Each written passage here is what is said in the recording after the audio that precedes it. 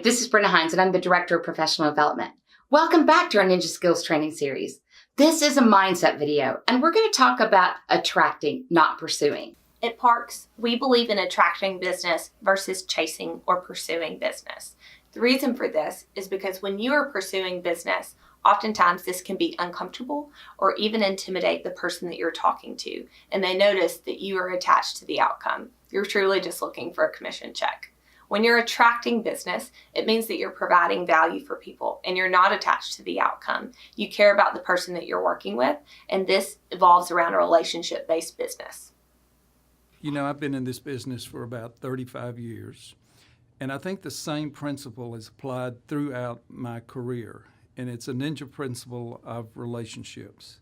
I tell my agents the story that when I got into the business, that everyone was doing conferences on farming, cold calling, knocking on doors, that type of thing, which I just hated to do. Hate to do it even today.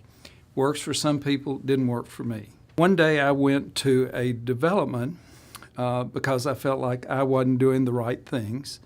It was Cottonwood, and it was on a Sunday afternoon. I drove out and I knocked on my first door just praying that no one would answer, and they didn't.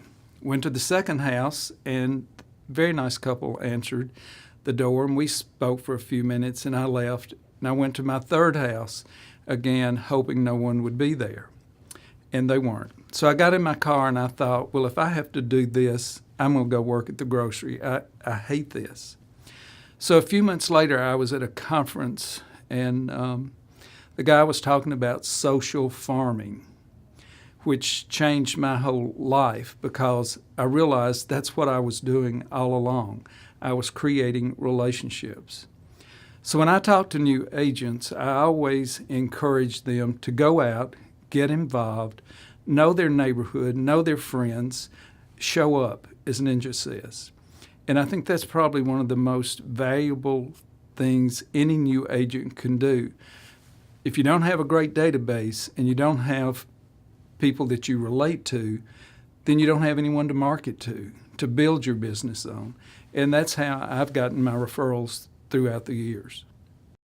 Just as a bee is attracted to a flower because of its aroma and vibrant colors, our clients are attracted to us because of flow. Our live interactions, forward calls, and our marketing pieces, which are a combination of art and science. But a bee would only light and fly away from a flower that didn't have the substance or the honey. Just as our clients would quickly dismiss us and move on to the next agent if we did not provide them substance. Our substance is value. So it's important to attract, but then it's important to be able to transfer that relationship into one that offers value. Let's hear more about how we can create value. Another way that I add value is, I think my follow through, checking in on people. And I'm very detail oriented. It just comes natural. Although I might not be, a person that checks a lot of boxes, I just have a system that I know I need to work. Loyalty, I think, is huge. There are a lot of people out there that do a job and they're not necessarily, it's not that they're not loyal to their client, they're not loyal to themselves, they're not loyal to the people that they work with day in and day out. And I think it's just having those core values that if you have those and you stick to them, it's going to affect all areas of your business. And it's not going to be a hard sell. People are just going to know that that's how you work. When building rapport with someone, it can be tempting to want to tell them about yourself and to share your experiences and about you. When you're meeting with someone, something important to keep in mind is to remember to ask questions about them.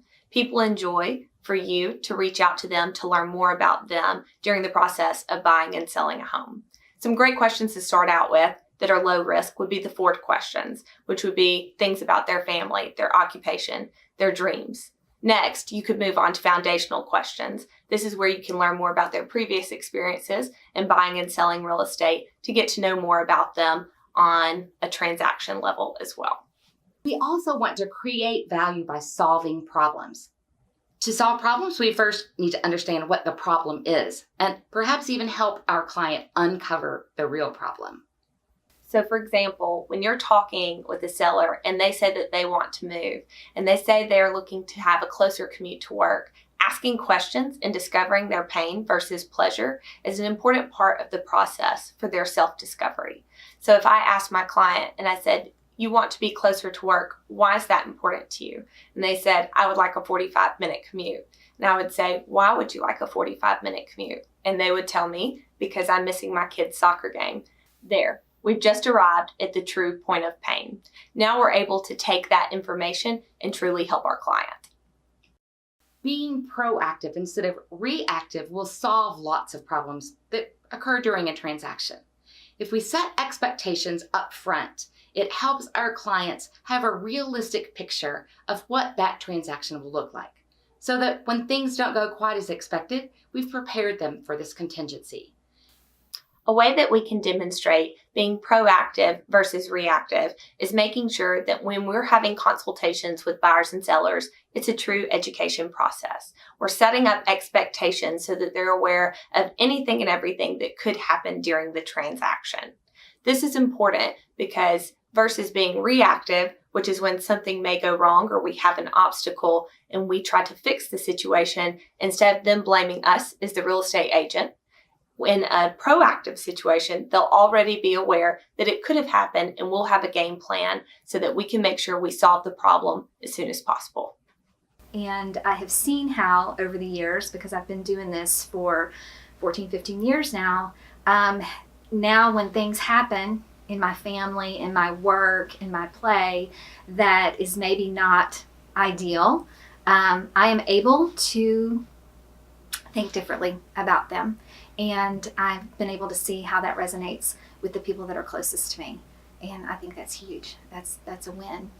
Being able to communicate with our client throughout the transaction, even if it goes off the rails a little bit, is critically important in creating value and solving problems.